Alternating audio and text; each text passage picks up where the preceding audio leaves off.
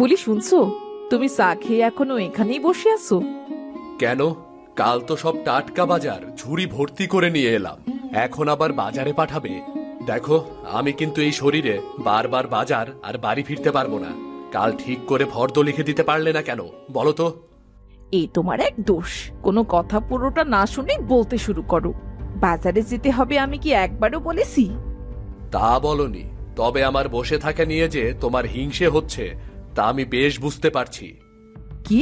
আমি হিংসুটে? তুমি এই কথা বলতে পারলে? এতদিন তোমার সাথে সংসার করি কিনা হিংসুটের তকমা পেলাম এই শেষ বয়সে এসে।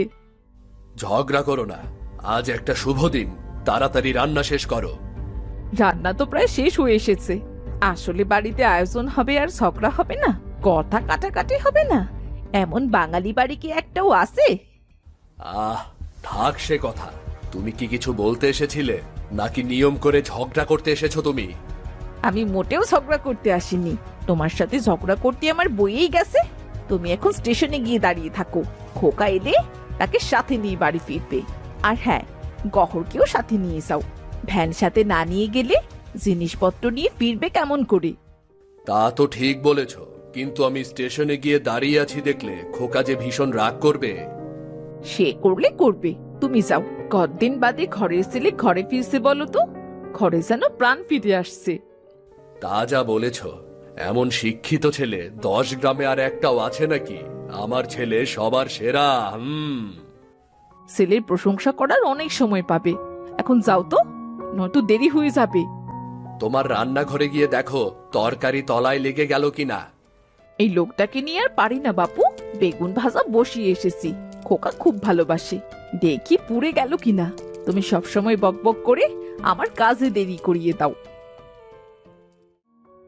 দরজাটা টেনে দিও, আমি স্টেশনে খোকাকে আনতে যাচ্ছি, বুঝলে? সাবধানে যেও।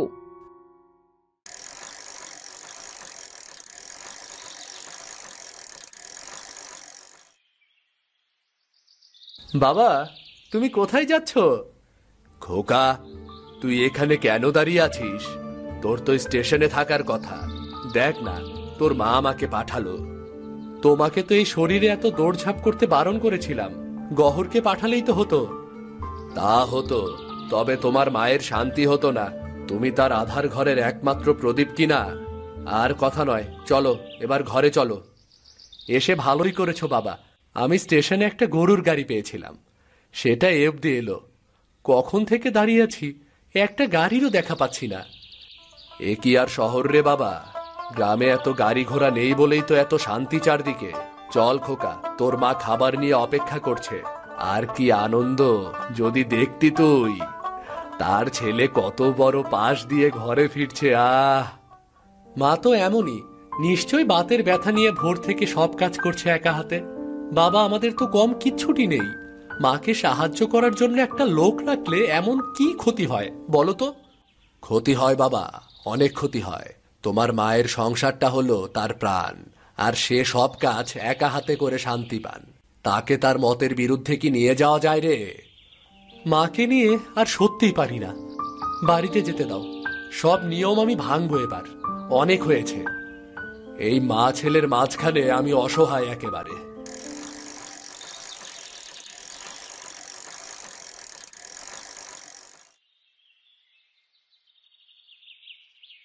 এত তাড়াতাড়ি চলে এলে তোমরা? ওষুধটাও তো খেয়ে যাওনি। এই যে পানি নিয়ে এলাম, নাও ওষুধটা খেয়ে নাও। তোমার তাড়া খেয়েই তো হন্তদন্ত হয়ে বের হয়ে গেলাম, এক্ষুনি খেয়ে নিচ্ছি। দেরি যখন হয়েছে তখন আর একটু পরে খেলে তো আর কিছু হবে না। যাও, দুজনে মুখ হাত ধুয়ে এসো তো, আমি খাবার বাড়ছি। খাবার খেয়ে ওষুধ খেয়ে বিশ্রাম নিও। চল খোকা, জানিস তো তোর মাকে, তার কথার বাইরে গেলে মস্ত বিপদ রে। মা, কি হয়েছে? তুমি আমার সাথে কেন কোনো কথা বলছো না? আমি আশায় কি তুমি খুশি হওনি? সন্তান ঘরে ফিরে আসা যে বাবা মায়ের জন্য কতটা আনন্দের, সেটা যখন তুই বাবা হবি তখন বুঝতে পারবি বাবা। আমি তো তোমার নিজে মা নই, সৎমা। সৎমা মানেই তো খারাপ, তাই তো এত খবর দেবার পরেও ঘরে এলে না বাবা। আহা, রাগ করো না মা। জন্মের পর তো আমি মাকে দেখিনি। তুমি ছোট্ট বাচ্চাটাকে কোলে তুলে না নিলে এই আমার কি হতো বলো তো? শহরে পড়াশোনার কত চাপ জানো? চাইলেই কি আর আসা যায়? এসেছি তো মা তোমার কাছে। সৎ নয়, তুমি আমার মা, শুধু মা। আর রাগ করো না, খুব খিদে পেয়েছে। এনেছি, খাবার দিচ্ছি, তাড়াতাড়ি খেতে আয় বাবা।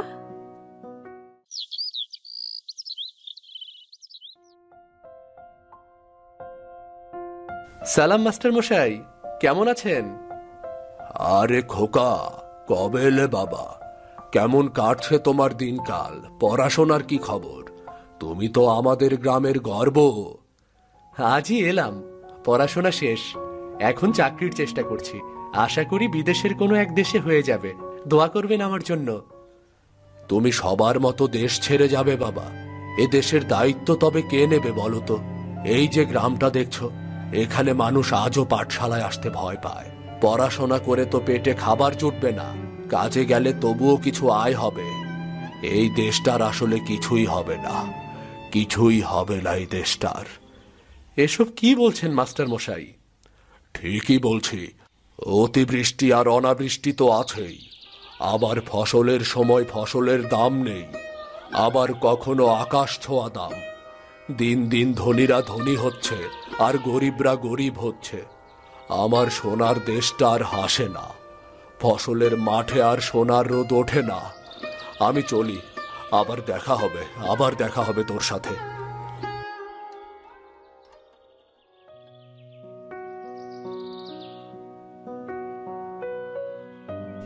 এতক্ষণে এলে? এই নাও, এই নাও তোমার প্রিয় ফুল। তুমি কি করে জানলে আমি এখানে আসবো? বারে একসাথে বড় হলাম, আর তোমার ব্যাপারে জানবো না? পথে তোমার বাবার সাথে দেখা হয়েছিল, বাইরে যাওয়ার কথা শুনে সে বড্ড মন খারাপ করলো জানো। বাবার কথা ছাড়ো, সে কোর আটকে তো রইলো। অভাব ছাড়া জীবনে আর কি পেলো মানুষটা বলো তো? তাছাড়া তোমারও তো কত স্বপ্ন বলো, একদিন তোমার কত নাম হবে। কাকিমা তো সব সময় বলে আমার খোকার জগৎ জোড়া নাম হবে। আর তুমি, তোমার খারাপ লাগবে না আমি না থাকলে? আমার কথা ছাড়ো, তা কদিন থাকবে বলো তো? তেমনই ইচ্ছে, তবে যে কটা দিন আছি আমি বাবার ক্ষেত খামারগুলো দেখব।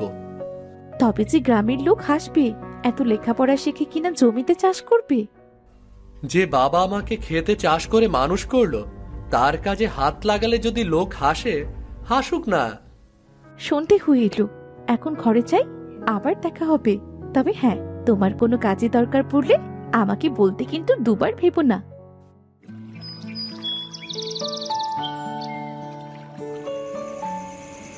মা, কিছু কি হয়েছে?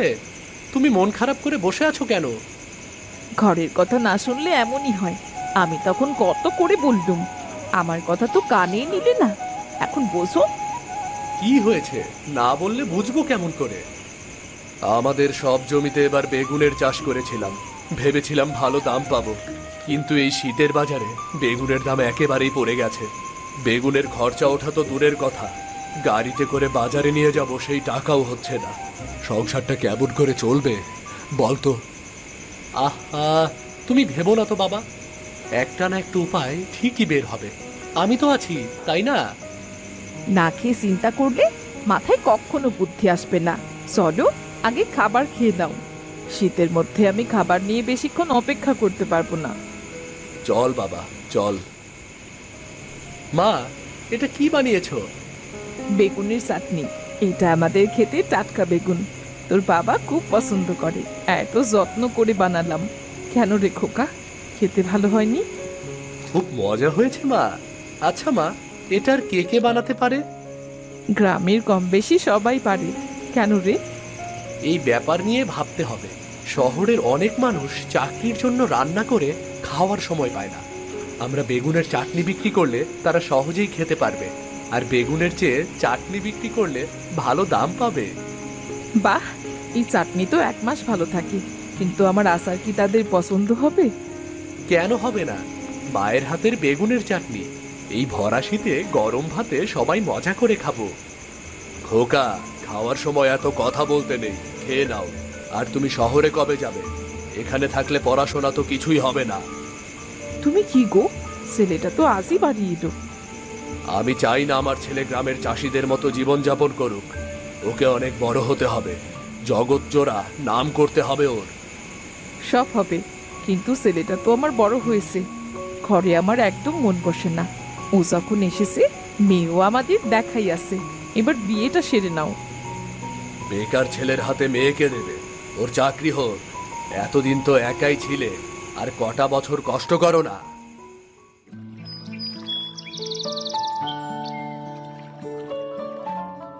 তোমার পরিকল্পনা আশা করি সকলে বুঝতে পেরেছে। এতে কিন্তু সকলের বড্ড উপকার হবে। ঠিক বলেছ, কিন্তু আমার বড্ড ভয় হচ্ছে। গরিবের স্বপ্ন তো ভোর হলেই ভেঙে যায়। কিংবা ধরো বেগুনের চাটনির যদি নাম ডাকো হয়, তখন যদি আমাদের তোমরা না রাখো, বোঝোই তো সময় ভালো নয়। এটা কেমন কথা হলো ধনাবাই? এটা আমাদের গ্রাম, আর গ্রামের প্রতিটি মানুষ আমাদের পরিবার। আমার তাহলে কোনো অসুবিধা নেই, চলো সকলে মিলে কাজে লেগে পড়ি। তা তো অবশ্যই, তবে ধরা ভাই, প্রথমে অল্প কিছু বাজারজাত করে দেখি কেমন সাড়া পাই, তারপর বড় আকারে করব। খোকা, তোমার বাবা এদিকে আসছে। উনি কিন্তু এসব সহ্য করতে পারেন না। আপনি একদম চিন্তা করবেন না, মা আমার পাশে আছে। আজ রাতেই আমার মা সব গুছিয়ে রাখবে। আমি তাহলে এখন চলি। ঠিক আছে, কাল সকালে তাহলে দেখা হবে।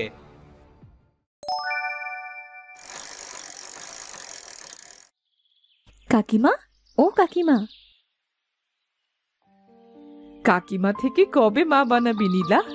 তা কি ব্যাপার রে মা, তুই এই সময় এলি? ওরা এখনো ফেরেনি, পুরো গ্রামটা ওদের অপেক্ষা করছে। না রে মা, কোনো বিপদ আপদ হলো কিনা কে জানে। মা, আমরা এসে গেছি গো। জানো মা, শহরের লোকেরা তোমার বেগুনের চাটনির খুব প্রশংসা করেছে। কাল থেকে শহরের গাড়ি আসবে আমাদের চাটনি নিতে। বাবার ক্ষেতের বেগুনের আর লোকসান হবে না গো। আমার সোনা ছেলে, কি ভালো খবর দিলি। যা বাবা, হাত মুখ ধুয়ে নে, আমি খাবার বাড়ছি। নীলা মা, ধনা, তোরাও খেয়ে যা। আমি খাবো না কাকি, আমি বরং তোমাকে বেগুন কেটে সাহায্য করতে চাই। কি হয়েছে? তুমি এমন মনমরা হয়ে বসে আছো কেন? ছেলেকে এত লেখাপড়া করালাম, সে বড় চাকরি করবে, গ্রামের লোকেরা তাকে সম্মান করবে। ছেলে আমার এত লেখাপড়া শিখে গ্রামেই পড়ে রইল, হলো বেগুন চাটনি বিক্রেতা। বলুন, তুমি চেয়ে দেখো, তোমার ছেলের শিক্ষার আলোতে আজ পুরো গ্রাম আলোকিত। তোমার ছেলে 10 জনের একজন। বড় চাকরি করলেই মানুষ বড় হয় না গো, বড় চাকরি করলেই বড় হয় না। বড় মানুষ হতে খোকার মতো বড় হতে হয়, বুঝলে? খোকার মতো বড় হতে হয়। সান্ত্বনা দিচ্ছ? আমাকে এসব সান্ত্বনা দিও না। আমি অশিক্ষিত গ্রামের চাষি হতে পারি, কিন্তু এতটা অবুঝ নই আমি। পুরো দেশের লোক আমাদের গ্রামকে বেগুনের চাটনির গ্রাম বলে জানে। আমরা পারতাম না গো, আমরা পারতাম না। আমাদের স্বপ্ন দেখিয়েছে খোকা। গ্রামের কত মানুষ আজ সুখে দিন কাটাচ্ছে, কত দিনে কত কি হয়ে গেছে দেখেছো। আর তোমার ডুবে যাওয়া বেগুনের জমিটার হাল ধরলো, তবুও তুমি। কি যে আনন্দের দিন কাটছে সকলের। সবচেয়ে আনন্দের জিনিস কি জানিস খোকা? মায়ের কাছে ছেলের থাকা। তুই পাশে থাকলে আমার যেন সব থাকে। জানিস, তুই থাকলে আমার ভাঙা ঘরে যেন চাঁদের আলো নেমে আসে। তুই আমাকে ছেড়ে কোথাও যাসনি খোকা? না গো মা, আমি অনেক দূরে চলে যাব। চিঠি এসেছে, কালই আমাকে চলে যেতে হবে। বাবার স্বপ্নটাও তো পূরণ করতে হবে, তাই না? আর গ্রামের এই মানুষগুলো, আমাদের বেগুনের চাটনি বিক্রির কি হবে? তোমরা তো আছোই, তোমরা সবাই মিলে সামলে নেবে। একা আমি আর কি করব? আবার কবে ফিরবি খোকা? চাইলেও তো আর আসতে পারবো না মা, তবে বছর 4 লাগবে। আমি তোমাকে চিঠি লিখবো মা, তুমি দেখো, দেখতে দেখতে সময় ঠিক চলে যাবে। তোমার কোথাও যেতে হবে না, তোমার স্বপ্ন তো পূরণ হয়েছে। আমার খোকা সবার সেরা। আমি মাস্টার ভাইয়ের সাথে কথা বলে এসেছি, পরশু নীলামায়ের সাথে খোকার বিয়ে। সত্যি বলছো? হ্যাঁ সত্যি। বেগুনের চাটনির গ্রাম ছেড়ে ওর কোথাও যাওয়া হবে না। আমি বেগুনের চাষ করব, আর তোমরা চাটনি বানিয়ে বিক্রি করবে। শীতে বেগুনের চাটনি না হলে খাবারে তৃপ্তি আসে কখনো? বাবা, আমিও কথা দিলাম, তোমার এই গ্রাম ছেড়ে, তোমাদের ছেড়ে আমি কোথাও যাব না। আমার যে কি আনন্দ হচ্ছে! শোনো, আমার খোকার বিয়েতে বেগুন চাটনি দিয়ে সকলকে পেট পুরে ভাত খাওয়াবো। বেশ বেশ, তবে তাই হবে। এই সময়টাকে সকলে চিরকাল মনে রাখবে। নীলা, মা, কোথায় তুই? হ্যাঁ বাবা, বলো। তোমার খুব খিদে পেয়েছে তাই না বাবা? তুমি একটু বসো, আমি এক্ষুনি ভাত বেড়ে আনছি, সাথে মাছ ভাজা। সবাই চারদিকে বেগুনের চাটনির জয়গান করছে, আমার পাতে একটু বেগুনের চাটনি না পড়লে কেমন হয় বলতো? কিন্তু তুমি তো বেগুন খেতে চাও না বাবা, তাই সাহস করে তোমার পাতে চাটনি দিতে পারিনি। তুমি বললে, আমি এখন সব গুছিয়ে আনছি। নিয়ে আয় মা, আর তো কালকের দিনটা, তারপরেই তুই পরের ঘরে চলে যাবি, আর তো চাইলেও আমার কাছে আসতে পারবি না রে। তোমার কাছে যখন ইচ্ছে তখন যদি আসতে না পারি, তবে আমার অন্যের ঘরে গিয়ে কাজ নেই। তুমিই তো আমার সব বাবা, তোমাকে ছেড়ে আমি কেমন করে থাকবো বলো? অমন কথা বলতে নেই রে মা, মেয়েদের পরের ঘরে যেতে হবে, এটাই নিয়ম। আর এ তো আমাদের চেনা ঘর রে, কত ভালো ঘর, কত ভালো বর, কত ভালো সব ঘরের লোকজন। তুই ভালো থাকবি মা, তুই ভালো থাকবি। অনেক কথা হয়েছে, তুমি আগে খেতে এসো বাবা। বাহ, সত্যিই তো বেগুনের চাটনির কোনো তুলনায় হয় না। একদিন এই বেগুনের চাটনি আমাদের মাথা উঁচু করবে রে। নীলা, এই নীলা, ধনা ভাই, কি হয়েছে? শহর থেকে বেগুনের চাটনি নিতে যে গাড়ি আসার কথা ছিল সেটা আসেনি।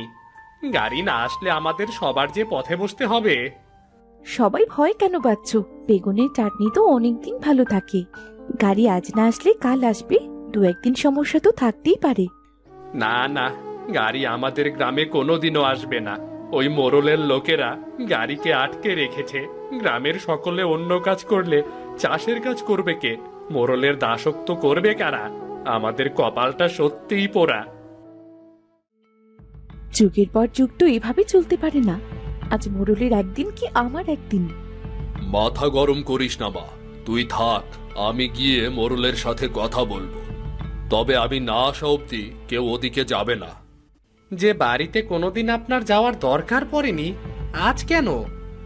নীলার মাকে ওর বাবা বাড়ি থেকে বের করে দিয়েছিল। যে বাড়িতে নীলার মা যেতে পারেনি, ওই বাড়িতে এতদিন আমিও যাইনি। মামার বাড়ি হওয়ার পরেও ও বাড়িতে নীলা যায়নি। কিন্তু আজ গ্রামের উন্নয়নের প্রশ্ন, গ্রামের ভবিষ্যতের প্রশ্ন, আজ তো চুপ করে থাকবো না। নীলা, এত চিন্তা করো না। গ্রামের সবাই যখন একদিকে, তখন কিছুই হবে না।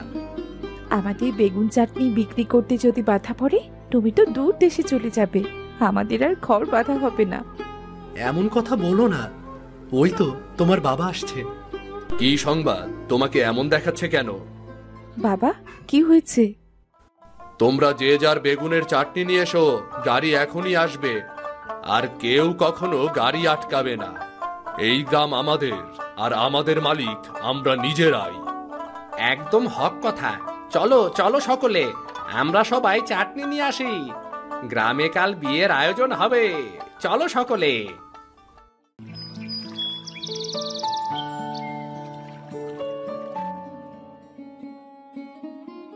খা বাবা, খা, পেট ভরে খা। এই মাছের মুড়োটাও তুই খা। না না না, আমি এখন মাছের মুড়ো খাবো না, আমার পেট ভরে গেছে। এইটা বললে হয় নাকি? খা আমার সোনা বাবা, পেট ভরে খা। না খেলে মাথার ব্রেন ভালো হবে কি করে? তুই তো বড় হয়ে চাকরি করবি। খা বাবা। মা, মা, আমাকে একটু তরকারি দাও। খালি খাই খাই, আপদ একটা। এত খেয়ে কোথায় রাখিস কে জানে। এ কি গিন্নি, শিবুকে শুধু ডাল দিচ্ছ যে? ওকে একটা মাছ দাও। মরণ, এরা বাপ ছেলে যে কি মনে করে তা কে জানে। বলি এখন সব খেলে দুপুরে গর্তটা ভরবি কি দিয়ে শুনি? আমি কি আবারও উনুনের কাছে যাব নাকি? বাবা, তুমি চুপ করো।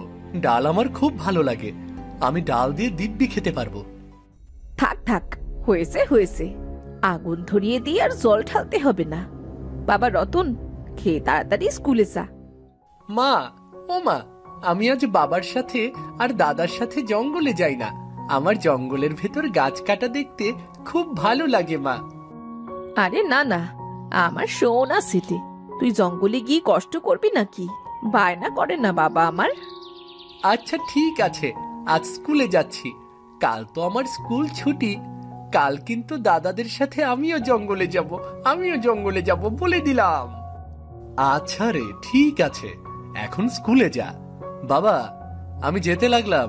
তুমি খেয়ে ধীরে সুস্থে এসো, কেমন? আচ্ছা বাবা, যা। আমি কালুকে ডেকে নিয়ে তারপরে যাব। মা, আমি গেলাম গো। যা যা, ঢং করে আর বলার কি আছে। তা হ্যাঁ গো, তোমার ছেলে রোজই বাঁশি নিয়ে যে কখন কাজ করে আর কখন বাঁশি বাজায়। যদি সময় পায় তবেই ও বাঁশি বাজায়, কাজ বাদ দিয়ে অকাজ করে না।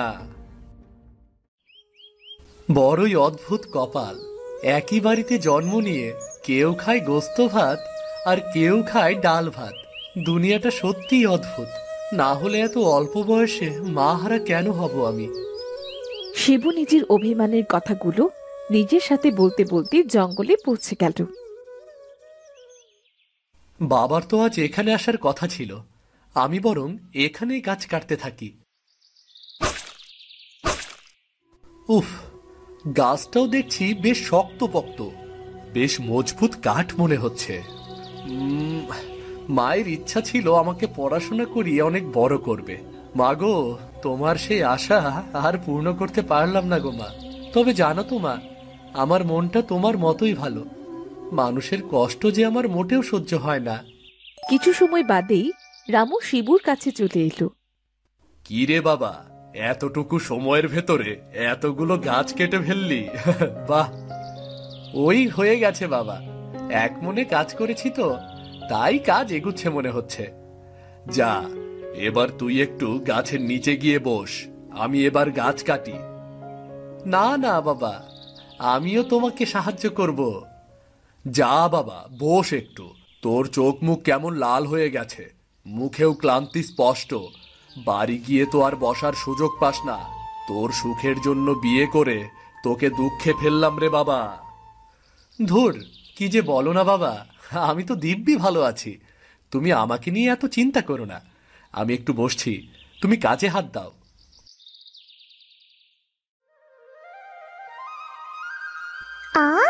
কি বৃষ্টি বাসি সুর, মন কাড়া সুর একদম। এত সুন্দর ঠান্ডাই গাছের নিচে, আমি এই শান্তি যেন আর কোনো গাছের নিচে বসে পাইনি। অনেকদিন পর মনে হলো আমার মনের অন্তঃস্থলটা একদম শান্তিতে পরিপূর্ণ হয়ে গেল। কি রে বাবা, এখানে এবার আসবি নাকি? কাঠগুলো গুছিয়ে চল, বাড়ি ফিরতে হবে। এই রে, বাঁশি বাজাতে বাজাতে তো ভুলেই গিয়েছিলাম কাঠ কাটার কথা। সেদিন তারা জঙ্গল থেকে কাঠ কেটে নিয়ে হাটে বিক্রি করে বাড়ি ফিরে এলো। ও দাদা, দাদা, দাদা এসেছো? কাল আমাকে তোমাদের সাথে নিয়ে যাবে তো, বলো?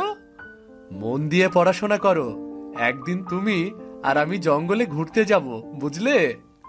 না না, তোমরা যদি নিয়ে না যাও, আমি কাল একা একাই জঙ্গলে যাব। জঙ্গলের গাছগাছালি পশু পাখি দেখতে আমার খুব ভালো লাগে।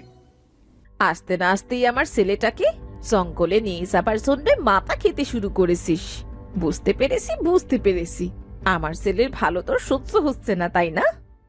ছি মা, এ কি বলছো?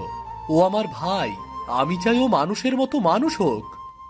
শুরু হলো বাড়ি আসতে না আসতেই ছেলেটার পিছু লাগা। সত্যি বাড়িটা যেন একদম নরক হয়ে গেছে, আর ভালো লাগে না। কিছুদিন শিবু ও তার বাবা ওই জায়গায় গাছ কাটলো। রোজ শিবু সেই গাছের গোড়ায় বসে বাঁশি বাজাতো। গাছটি মুক্ত হয়ে তার বাঁশির সুর শুনতো। কিন্তু সেখানে আর কোনো ভালো গাছ না থাকায় তারা কয়েকদিন ধরে জঙ্গলের অন্য পাশে গাছ কাটতে লাগলো। বাবা, কাল থেকে কোথায় কাঠ কাটবে? এখানেও তো বেশ কিছুদিন ধরে কাঠ কাটছি, এই সাইটেও তো তেমন ভালো গাছ আর নেই। তোর কালু কাকা বলেছিল যার একটু সামনে বেশ বড় বড় গাছ আছে, কাল থেকে সেখানেই যাব রে।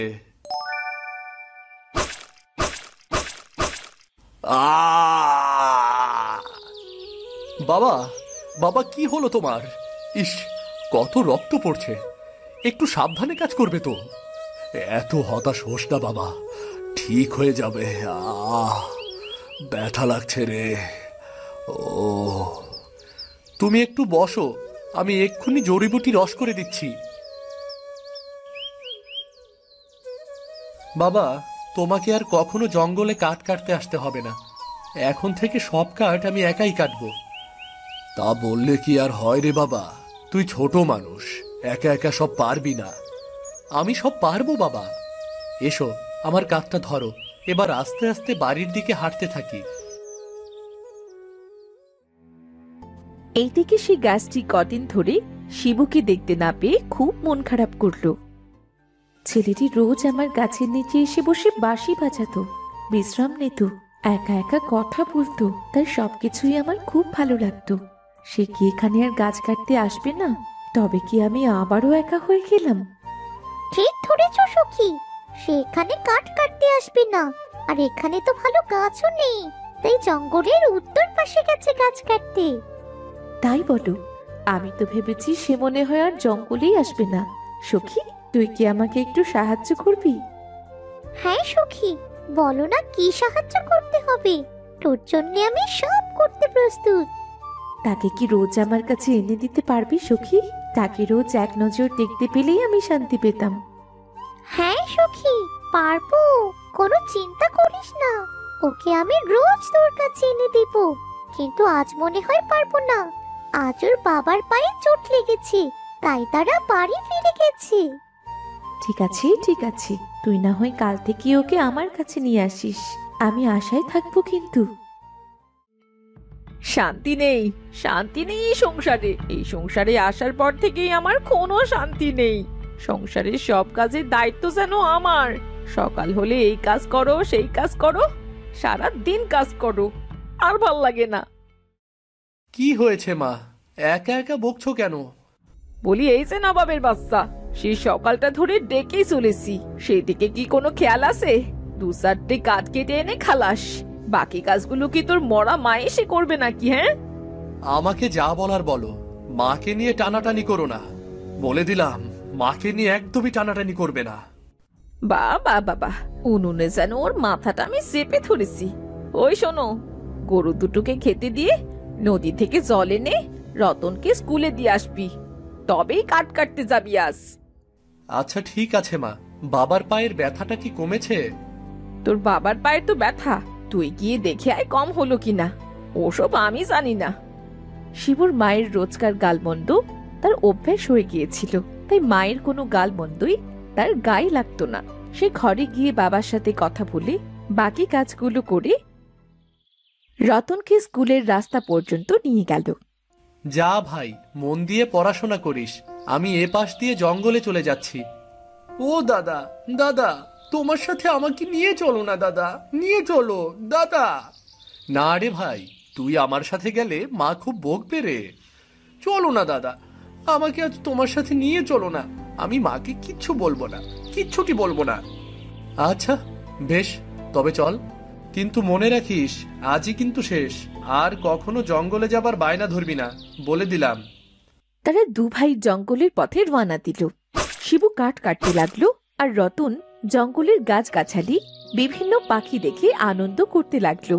শিবুর কাঠ কাটা শেষে রতন, এই রতন, রতন, বাড়ি আয় ভাই, আর ছুটিস না পাখিদের পিছু পিছু, এদিকে আয়। হঠাৎ তাদের সামনে এসে দাঁড়ায় একটা সোনার হরিণ। হরিণটি দেখে দু ভাইয়ের চোখ যেন চড়ক গাছ। দাদারে দেখ, সোনার হরিণ, এটাও হয় নাকি দাদা? কি জানি ভাই, আমি তো কখনো এমন হরিণ দেখিনি, আজই প্রথম দেখলাম। চল দাদা, সোনার হরিণটি ধরে বাড়িতে নিয়ে যাই, তাহলে দেখবি রোজ রোজ তোর আর কষ্ট করতে হবে না। না ভাই, বেশি লোভ করা ভালো না, আমরা যেমন আছি তেমনই ভালো। চল চল, বাড়ি চল। না না, আমার ওই হরিণটি লাগবেই লাগবে। দাঁড়া ভাই দাঁড়া, বাড়ি ফিরে চল। তুই ওর পিছু নিস না ভাই, দাঁড়া দাঁড়া বলছি।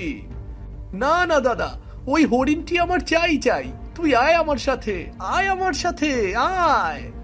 হরিণটি ছুটতে ছুটতে সেই গাছটির ভেতরে প্রবেশ করলো। দু ভাই হাঁপাতে হাঁপাতে গাছটির সামনে হাজির হলো। দেখলি তো, হরিণটি উধাও হয়ে গেল। উধায় আর হলো কোথায়, হরিণটি তো এই গাছের ভেতরে গেল। সে যাই হোক, সোনার হরিণ কি আর ধরা যায় রে? চল তো এবার বাড়ি ফিরে চল। কি সখী, হলো নাকি দেখা?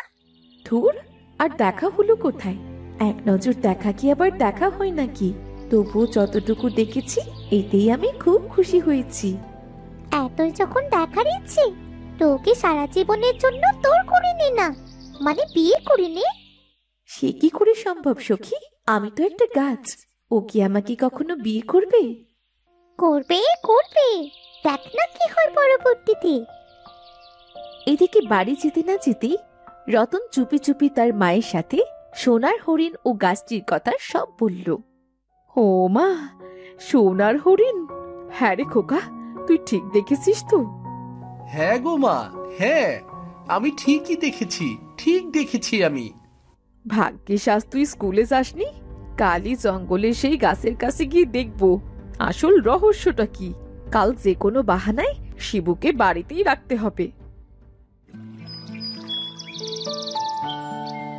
পরের দিন সকালে খুব যত্ন সহকারে রমা শিবুকে খাবার খেতে বলল। বাবা শিবু, হ্যাঁ মা বলো। আজ আর তোকে জঙ্গলে যেতে হবে না বাবা, তোর বাবা তো অসুস্থ। আজ তোর বাবাকে একটু দেখে রাখিস, আমি আর রতন আমার মাকে একটু দেখে আসি। বেশ তো, যেও মা, আমি বাবাকে দেখে রাখবো। মা আজ হঠাৎ আমার সাথে এত ভালো ব্যবহার করছে কি করে? যাই হোক, হয়তোবা মায়ের মনটা আজ অনেক ভালো। শিবু বাড়ির সব কাজ গুছিয়ে রাখল। সকাল সকাল রমা রতনকে নিয়ে সেই গাছের কাছে রওনা দিল। কই রে খোকা, সেই সোনার হরিণটা কোথায়? সখী, এবারই তো তোর সুযোগ, সুযোগটা যেন হাত ছাড়া করিস না, বুদ্ধি কাজে লাগাস। এই সেই গাছ মা, এই গাছের ভেতরেই ঢুকেছিল সেই সোনার হরিণটি। তাহলে নিশ্চয়ই গাছটি কোনো জাদুর গাছ। হ্যাঁ রে গাছ, তুই যদি সত্যিই কোনো জাদু জানিস তবে আমাকে দেখা। অনেকটা পথ কষ্ট করে এসেছি। তা এত কষ্ট করে আমার কাছে কি মনে করে এসেছো? ওরে খোকা রে, এই তো সেই গাছ। আমি আমি সেই সোনার হরিণের খোঁজে এসেছি। আমার কাছ থেকে কিছু পেতে হলে যে আমাকেও কিছু দিতে হবে। বলো বলো, কি চাও আমার কাছে? তুমি যদি তোমার ছেলের সাথে আমাকে বিয়ে দাও তবেই আমি তোমাকে সোনার হরিণ দেব। কি বলছো কি? আমার ছেলে তো এখনো ছোট, এইটুকু ছেলের সাথে আমি তোমায় কি করে বিয়ে দেব? তাহলে আর কি করা, ফিরে যাও। ও হ্যাঁ হ্যাঁ, আমার আরেকটা ছেলে আছে, তুমি যদি চাও তবে আমি তার সাথে তোমায় বিয়ে দিতে পারি। বেশ তো, তবে আগামীকাল তুমি তোমার ছেলেকে নিয়ে এসো। তোমার ছেলের সাথে আমাকে বিয়ে দিলে তবেই তোমায় সোনার হরিণ দেব। বেশ বেশ, তাই হবে। তাহলে আজ চললাম, কাল আবার দেখা হবে। কালকের পর থেকে আমরা অনেক ধনী হব। আমাদের আর কোনো অভাব থাকবে না। ও মা, তাই বলে তুমি দাদাকে গাছের সাথে বিয়ে দেবে? দাদা এই জঙ্গলে একা একা থাকতে পারবে? ও কি পারলো কি পারলো না সেটা আমাদের দেখার বিষয় না। ওকে বাঘে খাক না ভাল্লুকে খাক সেটা তোকে ভাবতে হবে না। আপদটা ঘাট থেকে নামবে আর আমরাও ধনী হতে পারবো। তোর ভবিষ্যৎটা উজ্জ্বল হবে। রমা রামু ও শিবুকে গাছের বিষয়ে সব কথা খুলে বলল। তুমি কি পাগল হয়ে গেলে গিন্নি? আমার ছেলেকে কিনা বিয়ে দেব একটা গাছের সাথে? সে আমি জানি না বাপু, তুমি কি করবে? তবে ওই সোনার হরিণ আমার চাই চাই। এদের কারো কাছে আমার কোনো মূল্য নেই। এখানে থাকার চেয়ে ওই জঙ্গলে আমার জন্য ভালো। অন্তত রোজ রোজ গালমন্দ করার মতো কেউ তো আর থাকবে না, তাই না? কিরে শিবু, তুই রাজি না? তুই কি চাস না আমরা একটু সুখের মুখ দেখি? হ্যাঁ মা, চাই তো। আমি চাই তোমরা সব সময় সুখে থাকো। আমি রাজি মা, আমি রাজি। কালই ওই গাছের সাথে তোমরা আমার বিয়ের ব্যবস্থা করো, যাও। পরের দিন সকালে তারা বিয়ের সব সরঞ্জাম নিয়ে সেই গাছের কাছে হাজির হলো। তাহলে এসেছো তোমরা? হ্যাঁ হ্যাঁ এসেছি। তুমি একটা ইচ্ছের কথা বলেছো, আর আমরা সেটা পূরণ করব না? বাবা, মালাটি পরিয়ে দে গাছটিকে। গাছটিকে মালা পরিয়ে বিয়ের প্রতীক হিসেবে তার একটি ডালে লাল সুতা বেঁধে দিল। অবশেষে শিবু গাছের বিয়ে শেষ হলো। খুব মানিয়েছে, দুজনকে খুব মানিয়েছে। আশা করি সারা জীবন তোরা সুখে থাক। এটা বিক্রি করলে তোমরা অনেক টাকা পাবে। আশা করি আমি আমার কথা রাখতে পেরেছি। খোকা, খোকা, এবার চল, তুই বাড়ি ফিরে চল।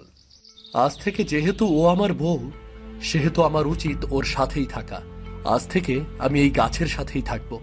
তোমরা বাড়ি ফিরে যাও বাবা, বাড়ি ফিরে যাও তোমরা। হে, এ কি? এ তো অপরূপ মেয়ে একটা। কে তুমি? সেই গাছটি বা কোথায় গেল? আমি সেই গাছ। আসলে আমি পড়ি। এতদিন পরী রানীমার অভিশাপে আমি গাছ হয়েছিলাম। তুমি আমায় বিয়ে করে অভিশাপ মুক্ত করলে। কিন্তু তুমি মা বাবার সামনে এলে না কেন? বাবা তোমাকে দেখলে কত খুশি হতো বলো তো। আমি যদি মানুষ রূপে আসতাম তবে তোমার মায়ের খুব হিংসে হতো। আমি চাই না আমাদের ওপর কারো কুনজর পড়ুক, তাই সামনে যাইনি। আজ থেকে আমরা এই জঙ্গলে একটা ঘর বেঁধে সংসার করব।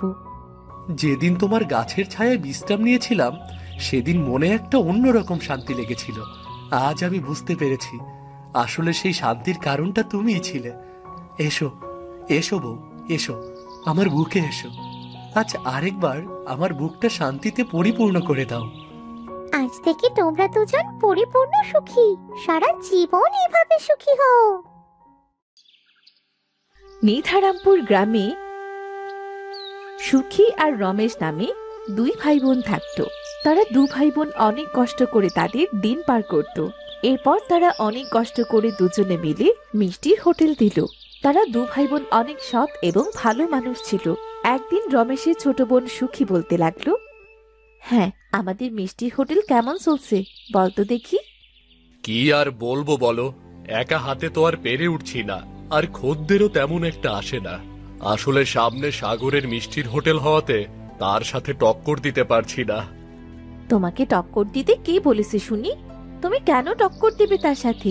তুমি তোমার মিষ্টির হোটেল তোমার মতো ব্যবসা করবে, তোমার খদ্দেরকে তুমি খুশি করবে। কারোর সাথে টক্কর দেবার তোমার কোনো প্রয়োজন নেই। আমার মিষ্টির হোটেলে কি বা পাওয়া যায়? শুধু রসগোল্লা আর চমচম, এগুলো দিয়ে কি আর ব্যবসা করা যায়?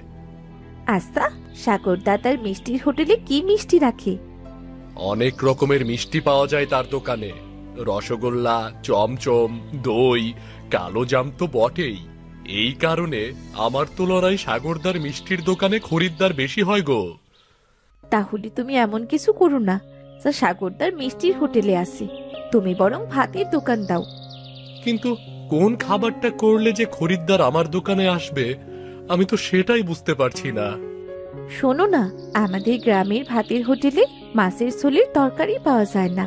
আমরা যদি মাছের ঝোলের তরকারি বিক্রি করি তাহলে কেমন হবে দাদা? তা কথাটা মন্দ বলিসনি। আমাদের গ্রামে এখনো পর্যন্ত কোনো মাছের ঝোল তরকারির হোটেল নেই, আর কেউ করেও নি। তাহলে আমরা যদি মাছের ঝোলের তরকারির হোটেল করি, তাহলে তো সেটা নতুন খাবার হবে। আমার বিশ্বাস এই গ্রামের লোকেরা অনেক পছন্দ করবে। এই জন্যই তো বলছি এই কথা। আচ্ছা, তুমি তাহলে মাছের ঝোল রান্নার জন্য যা যা লাগবে ওগুলো লিখে দাও। আমি বাজার থেকে সবকিছু এনে দেব, কেমন? আচ্ছা। ওইদিকে সাগরদার হোটেলে আসুন আসুন, খেয়ে যান খেয়ে যান, গরম গরম মিষ্টি খেয়ে যান, স্বল্প মূল্যে মিষ্টি খেয়ে যান। একবার খাবেন তো বারবার নিজের ইচ্ছে করবে। আসুন আসুন, কালো জাম, রসগোল্লা, চমচম, যা চাইবেন তাই পাইবেন। আসুন আসুন, খেয়ে যান, নিয়ে যান। এই রামু, একটু শুনে যা তো। হ্যাঁ বাবু, কি বলবেন বলুন। আজকের মিষ্টির সাথে কালকের বেঁচে যাওয়া মিষ্টিগুলো মিলিয়ে দিস তো।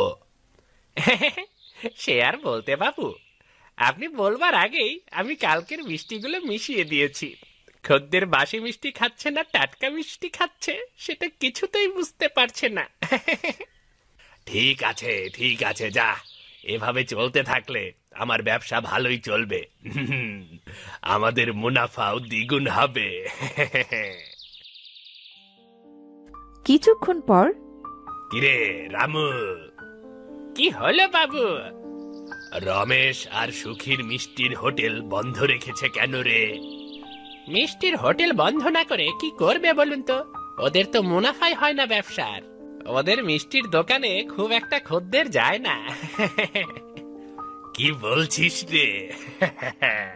সত্যি নাকি? হ্যাঁ বাবু। যাক, তাহলে ভালোই হয়েছে। এই গ্রামের এখন একটাই মিষ্টির দোকান, আর সেটা হলো আমাদের। সমস্ত খদ্দের আমার কাছেই আসবে এখন থেকে। আমি আরো বেশি বেশি মিষ্টি বিক্রি করতে পারবো। হ্যাঁ বাবু, ঠিকই বলেছেন। আর যদি সেই মিষ্টি বেঁচে যায় তাহলে সেগুলো পরের দিন আবার বিক্রি করা যাবে। খদ্দেররা মিষ্টি না খেয়ে যেতেও পারবে না, কারণ তাদের কাছে দ্বিতীয় কোনো বিকল্প নেই। হ্যাঁ বাবু, আপনি যা বলেছেন। এবার আমি যাই বাবু, খদ্দেরের কিছু লাগবে কিনা দেখে আসি। ঠিক আছে, তুই এখন যা, কেমন? ওদিকে জমিদারের কাছে সোহাগ বলতে লাগলো, তা বাবু, জমিদার বাবু, কালকে রাতের বৃষ্টিতে আমার কিছু হোটেলের সুস্বাদু খাবার খেতে ইচ্ছে করছে। ও আচ্ছা, তা বলে ফেল দেখি কি ইচ্ছা করছে। আমিও একটু শুনি। প্রায় প্রতিদিন একই তরকারি খেয়ে বিরক্ত লাগছে, এজন্য একটু ভিন্ন তরকারি খেতে ইচ্ছে করছে। তাহলে তো ভাতের হোটেলে যেয়ে দেখতে পারিস ভিন্ন রকমের কি কি তরকারি পাস, ওগুলো না হয় খেয়ে আসতে পারিস। না বাবু, মানে আমি আপনাকে ছাড়া কিভাবে যাই বলুন? একা যাওয়ার কোনো মানেই হয় না বাবু। হ্যাঁ, তা তো বটেই। আর তরকারির টাকাটা তো আমাকেই দিতে হয়। তোমার সাথে তো যেতে ভালো লাগবেই, তাই না? বাবু মানে ওই আর কি। ঠিক আছে ঠিক আছে, বুঝেছি। তোর যখন এত ইচ্ছা করছে, চল তাহলে একদিন। আজ না হলে কালকে আমরা সাগরের ভাতের হোটেলে গিয়ে খেয়ে আসবো, কেমন? বলি কেন, ভাতের হোটেলে গিয়ে ভাত খাবে কেন? বাড়িতেই তো ভাত হয়, ওগুলো খেয়েই দেখো না। আমার হাতের রান্না কি এতই খারাপ? আরে শুনবো তো গিন্নি, কি হয়েছে? এই সোহাগের নাকি হোটেলে খেতে ইচ্ছে করছে, আর তুমি আমাকে শুধু শুধু ভুল বুঝছো। ও আচ্ছা, তাই বলো। তা সোহাগ, তুমি কি শুধু একাই যাবে, না আমাকেও নিয়ে যাবে? হ্যাঁ। আহা গিন্নিমা, আমি বাবুকে বলেছি আপনাকে নিয়ে যেতে, কিন্তু বাবু বলল আপনাকে নেবে না। আপনি নাকি এটা সেটা এগুলো হাবিজাবি বায়না করেন। আরে রে, কি রে সোহাগ, তুই দেখি সামনাসামনি দল বদলে ফেললি। কি বদমাইশ রে বাবা, আমাকে শুধু শুধু ফাঁসাচ্ছিস। ওগো গিন্নি, তুমি বিশ্বাস করো, এমন কথা আমি বলিনি। আমার এসব কথা বলে কি লাভ বলো? তার মানে তোমাদের সাথে আমায় নিয়ে যাচ্ছ না, তাই তো? একদম ঠিক ধরেছেন গিন্নিমা, আপনি কোনো চিন্তা করবেন না। ওদিকে রমেশকে সুখী বলল, আমি ভাবছি আমিও তোমার সাথে ভাতের হোটেলে সাহায্য করব। হ্যাঁ, সেটা হলে তো বেশ ভালো হয়। দুজনে মিলে সারাদিন ভাতের হোটেলে ব্যবসা করব, আর রাত্রিবেলায় ঘরে ফিরে আসব। তুই ভাত রান্না করে দিবি, আর আমি খদ্দের সামলাবো, কেমন? মাছ রান্নার জন্য যেগুলো লাগবে সব লিখে দিয়েছিলাম, সেগুলো বাজার থেকে ঠিক মতো এনেছো তো দাদা? হ্যাঁ একদম, তুমি যেগুলো বলে দিয়েছো আমি সেগুলোই এনেছি। তা দোকানদারকে সব টাকা দিয়ে এসেছো, না কিছু বাকি আছে? টাকা কিছু দিয়েছি, আর বলেছি বাকি টাকা পরে দেব। ও, কোনো সমস্যা করবে না তো পরে? না না না, দোকানদার আমাকে চেনে। ও আচ্ছা দাদা, তোমার হোটেলে পরিষ্কার করার জিনিস আছে? ও তুই বলবার আগেই আমি পরিষ্কার করে এসেছি। বেশ তো, তাহলে তো ভালোই হলো।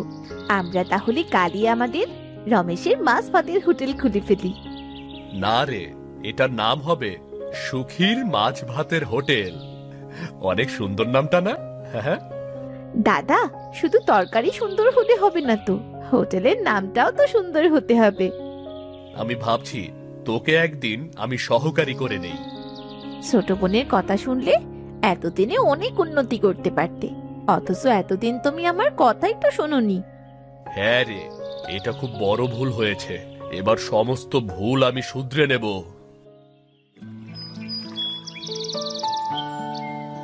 পরদিন সকালে আসুন আসুন, খেয়ে যান গরম গরম মাছের ঝোল আর ভাত, খেয়ে যান একদম অল্প মূল্যের দারুণ স্বাদের মাছের তরকারি, না খেলে কিন্তু পস্তাবেন। আমাদের গ্রামের একমাত্র হোটেল, আসুন আসুন, খেয়ে যান, তাড়াতাড়ি খেয়ে যান, গরম গরম খেয়ে যান। আরে রমেশ দা, তুমি তাইলে এই গ্রামে ভাতের হোটেল খুলে ফেললা? হ্যাঁ দাদা, আপনি আসুন, একবার খেয়ে দেখুন না, গরম গরম মাছের তরকারি দিয়ে ভাত কেমন খেতে দেখুন না। সে তো আসতেই হইব, না আসলে তো আর উপায় নাই, আমাগো তো অনেক দিনের শখ। হ্যাঁ দাদা, আমি আশা করছি মাছের তরকারি দিয়ে ভাত খেলে আপনারাও খুশি হবেন। হ রমেশ দা, এর দাম তুমি কত করে রাখতাছ গো? বেশি না দাদা, মাত্র 60 টাকা। আরে বাবা বাবা, আমার জন্য এক প্লেট দাও, দেহি খাইয়া কেমন হইছে। আপনি আসুন, ভেতরে আসুন, আমি দিচ্ছি। আরে বাবা বাবা বাবা, কি মজা! এ মাছের তরকারি কে রান্না করছে, তুমি নাকি দাদা? না না দাদা, রান্না করেছে আমার একমাত্র ছোট বোন সুখী, আর ওর নামেই এই হোটেলের নাম গো দাদা। মানে আমাগুর সুখী? ওরে বাবারে, এত সুন্দর হাতের রান্না সেটা তো আমি জানতামই না। হ্যাঁ হ্যাঁ, সুখী আমার বোন বরাবরই খুব সুন্দর রান্না করতে পারে, রান্না বাড়ির দিকে ও অনেক পটু।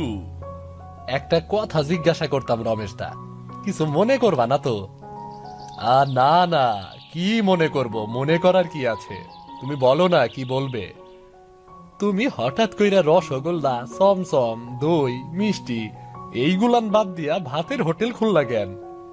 আসলে দাদা, রসগোল্লা, দই, মিষ্টিগুলো বিক্রি করে বেশ একটা ভালো ইনকাম হচ্ছিল না, আর সবকিছুই তো আস্তে আস্তে কিছু না কিছু পরিবর্তন করতেই হয়। তা যা কইছো তুমি। হ্যাঁ, আমার আগের হোটেলে বেশিরভাগ খদ্দেরই ছিল বয়স্ক, কিন্তু তারাও ধীরে ধীরে অসুস্থ হয়ে যাচ্ছে, আর আমার হোটেল আসতেও পারছে না, এই কারণে আমার হোটেলে লাভও বেশি হচ্ছে না। না না রমেশ দা, তুমি ঠিক কাজই করছো, সময়ের লগে জিনিসের পরিবর্তন না করলে ব্যবসা করা যায় না গো। তুমি তোমার ব্যবসাটা চালায় যাও, আমাগো সুখীর হাত অনেক সুন্দর, কোনো কিছুর লগে তুলনা হয় না, বুঝলা? তোমরা পাশে থাকলেই আমার ব্যবসার উন্নতি করতে পারবো আমি। ওই থেকে জমিদার, আরে কি হলো রামু, তুই ওভাবে দৌড়াচ্ছিস কেন রে? কি হলো, ব্যাপারটা বলতো। বাবু, তাড়াতাড়ি তাড়াতাড়ি চলুন, একটা ব্যাপার ঘটে গেছে। আপনি তাড়াতাড়ি চলুন বাবু, এক্ষুনি চলুন। কেন রে, কি আবার কি হলো? আমাদের বাসি মিষ্টির কথা লোকজন কি জেনে গেছে নাকি রে? আরে না বাবু, কথা বাড়িয়ে লাভ নেই, তাড়াতাড়ি চলুন না। এই দেখুন বাবু। কি রে, তুই আমাকে কি দেখাচ্ছিস? এজন্যই তো আপনাকে এখানে ডেকে নিয়ে আসলাম। ভাতের হোটেল? এই হোটেল আবার কে খুললো রে? বাবু, আমাদের রমেশ দা আর তার ছোট বোন সুখী মিলে এই হোটেলটা আজকেই খুলেছে। একবার দেখুন না, কত লোকের ভিড় দেখুন। আরে এ তো তাজ্জব ব্যাপার রে, এরকম কাজ করবে তা তো আমি ভাবতেই পারিনি। এখন কি করবেন বাবু? আমাদের হোটেলে তো কোনো লোকই আসছে না ভাত বা মিষ্টি নিতে, সবাই তো ওর দোকানে যাচ্ছে, কি হবে এখন? দাঁড়া দাঁড়া, আমাকে একটু ভাবতে দে, এভাবে তো হাল ছেড়ে দিলে হবে না। এক কাজ কর, তুই রমেশের হোটেলে চলে যা, এই নে টাকা নিয়ে যা, হোটেলে খেয়ে সমস্ত তথ্য রমেশের কাছ থেকে নিয়ে আসবি। যা দেখিনি, এক্ষুনি যা যা যা যা যা। কিন্তু বাবু, ও কি কিছু বলবে? আরে গাধা নাকি তুই, এখনকার দিনে এসব পুরানো হয়ে গেছে। তুই শুধু জিজ্ঞেস করে আসবি কত করে বিক্রি করছে, আর যা যা যা, দেরি করিস না। তা সোহাগ, আমি মাঝে মাঝে ভাবি তুমি আমার সহকারী নাকি তোমার গিন্নির গুপ্তচর তুমি। আমি দুটোই জমিদার বাবু। আমাকে তো দুদিকেই খেয়াল রাখতে হয়, না হলে যে আমার কোনো উপায় নেই। খেয়াল তো আমার দুদিকেই রাখতে হয়। তুই কাকে বেশি প্রাধান্য দিস, আমাকে না তোর গিন্নিমাকে? দুজনকেই। আমি যেমন গিন্নিমাকে আপনার সম্বন্ধে খবর দেই, তেমনি আপনার জন্য খুব সুন্দর একটা খবর নিয়ে এসেছি। শুনবেন নাকি? তা কি খবর শুনি? আমাদের গ্রামে রমেশ আর তার বোন, তারা সুন্দর মাছ ভাতের হোটেল খুলেছে। কি বলছিস রে? এ তো খুব আনন্দের কথা। শুধু আনন্দ পেলেই হবে না গো, আমাকে আর গিন্নিমাকেও ওখানে নিয়ে যেতে হবে, খাওয়িয়ে আনতে হবে কিন্তু। হবে হবে, নিশ্চয়ই হবে, কিন্তু তুই গিন্নিমার কানে এই কথা তুলিস না জানো? সেটা না তুলে আমি থাকতে পারবো না জমিদার বাবু।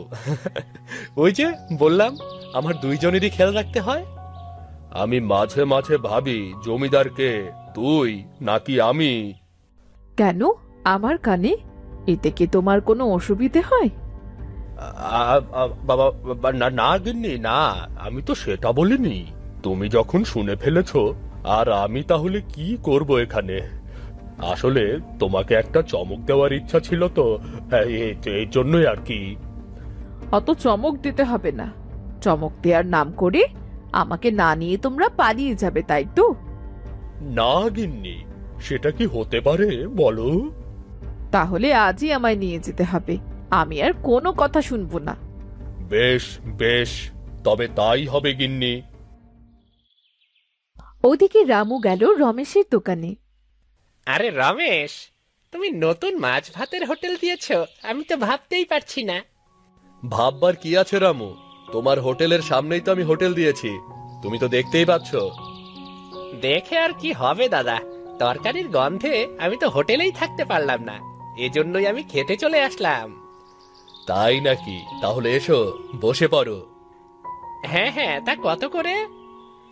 আরে তুমি আগে খাও, তারপর দাম দিও, না হলে তুমি দাম জিজ্ঞেস করে এখনই পালিয়ে যাবে, সেটা আমি কি জানি না? ও কি যে স্বাদ, এই স্বাদের কোনো ভাগ হবে না। সত্যি দাদা, তুমি তরকারিটা খুব দারুণ রান্না করেছো, একদম মন থেকে বলছি গো। তরকারিটা আমি রান্না করিনি, আমার বোন সুখী রান্না করেছে। ভালো হয়েছে? একদম দাদা, এই মাছের তরকারি লোকেরা অনেক পছন্দ করবে। কিন্তু দাদা, তোমার কাছে একটা অনুরোধ করব। হ্যাঁ বল না, কি অনুরোধ? বলছি, তোমার কাছে কি কোনো কাজ হবে? তাহলে আমি কাজে ঢুকে পড়তাম আর কি। কি? তুই যদি আমার কাজে ঢুকিস, তাহলে তোর সাগরদা আমার ওপর খেপে যাবে রে। সাগরদার হোটেল বেশি দিন থাকবে না, তুমি আমার কথাটা মিলিয়ে নিও। কেন রে, হঠাৎ এরকম কথা বলছিস কেন? তুমি দেখে নিও। আমি গেলাম গো দাদা, অনেক দেরি হয়ে গেছে। রামু সাগরদের হোটেলে গেল। তার কিছুক্ষণ পর এক বৃদ্ধ লোক বলে উঠল, সব আমাদের কি দেওয়া হয়েছে? সব মিষ্টি থেকে যে গন্ধ ছড়াচ্ছে। আপনি কি বলছেন? আজকে তাজা মিষ্টি থেকে গন্ধ ছড়াচ্ছে মানে? আমার কথা বিশ্বাস না হলে বাপু, তুমি খেয়ে দেখো। উনি ঠিকই বলেছেন বাবু, কালকের বাসি মিষ্টিগুলো তুমি ওদেরকে খাওয়াচ্ছ। এই কারণেই আমি বলছি, সেদিন মিষ্টি খেতে কেমন যেন একটু গন্ধ গন্ধ লাগছিল। আমি ভাবলাম আমার জন্যই মনে হয়, আমার রুচির জন্যই মনে হয় এমন লাগছে, কিন্তু আজ দেখছি আমার সন্দেহ ঠিক আছে। সত্যি কথা বলি দাদু, সাগরদা ভালো মনের মানুষ নয়। সাগরদা শুধু নিজের ব্যবসাটাই বোঝে, কিভাবে মুনাফা নেওয়া যাবে সে শুধু সেটাই বোঝে। তুই চুপ কর রামু, তোর বড্ড জোর বেড়েছে, তাই না? তোকে আমার হোটেল থেকে বের করে দেব। আমি আর তোমার হোটেলে কাজ করব না, আমি এই মুহূর্তে তোমার হোটেল থেকে বেরিয়ে যাচ্ছি। তুমি কি বের করবে আমাকে? যত সব। ছি সাগর, আমরা তোমার হোটেলের পুরনো খদ্দের, আর তুমি আমাদের সাথে এমন করতে পারলে? আসলে ভুল করে চলে গেছে। ভুল করে আসেনি, তুমি ইচ্ছা করেই করেছ। আমি তোমার হোটেলে আজকের পর থেকে আর আসবো না। আপনি যাবেন না, দয়া করে আপনি যাবেন না। তাহলে তো আমার ব্যবসাটা বন্ধ হয়ে যাবে। যাবেন না আপনি। না না, ওই ছেলেটাকে হোটেল থেকে বের করে দিলে তোমার হোটেলে আর এক মুহূর্তও নয়। বৃদ্ধ লোকটি চলে গেল। এবার বিকেলের দিকে জমিদার বাবুরা রমেশের হোটেলে এলো। আরে কি সৌভাগ্য আমার!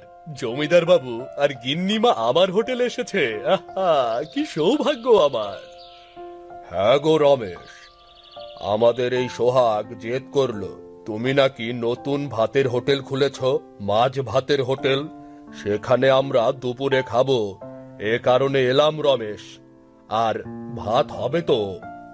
হ্যাঁ হ্যাঁ, অবশ্যই হবে। আমি অনেক খুশি হয়েছি আপনারা এসেছেন। আপনারা এসে ভেতরে বসুন না। আরে বাহ বাহ, মাছের তরকারি সেই স্বাদ! এত সুন্দর স্বাদ আমি আগে কখনো খাইনি। তা যা বলেছেন জমিদার বাবু, সত্যি অনেক সুন্দর। তাই এত সুন্দর খাবার কে রান্না করেছে? আমার সুখী গো, আমার সুখী, আমার বোনে রান্না করেছে। আপনাদের সকলের পছন্দ হয়েছে শুনে অনেক খুশি হয়েছি।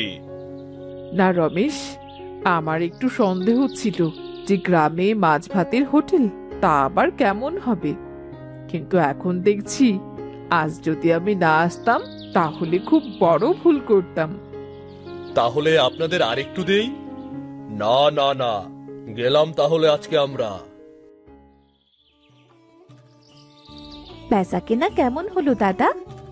প্রথম দিনের ভাতের হোটেলেই তো একদম দারুণ বিক্রি হয়েছে রে। আমি তো তোমাকে আগেই বলেছিলাম, নতুন খাবার পেলে মানুষ সেটা আগ্রহ করে নেবে। হ্যাঁ আমি জানি, তুই কখনো ভুল বলিস না। তাহলে কাল থেকে আরো বেশি করে বানাতে হবে, তাই তো? হ্যাঁ, আর তোর সাথে রামও থাকবে তোকে সাহায্য করার জন্য। রামু তো সাগরদার ওখানে কাজ করতো, তা সাগরদা কিছু বলবে না? রামু যদি আমাদের এখানে কাজ করে তাহলে ও কি বলবে? হ্যাঁ, তা ঠিকই বলেছিস। ঠিক আছে, সমস্যা নেই, ভালোই হয়েছে। এরপর থেকে রমেশ আর সুখী তাদের মাছ ভাতের হোটেল অনেক ভালোভাবে চালাতে থাকে, আর কদিনের মধ্যেই গ্রামে তার অনেক নাম ছড়িয়ে পড়ে, আর তাদের সব অভাব অনটন দূর হয়ে যায়।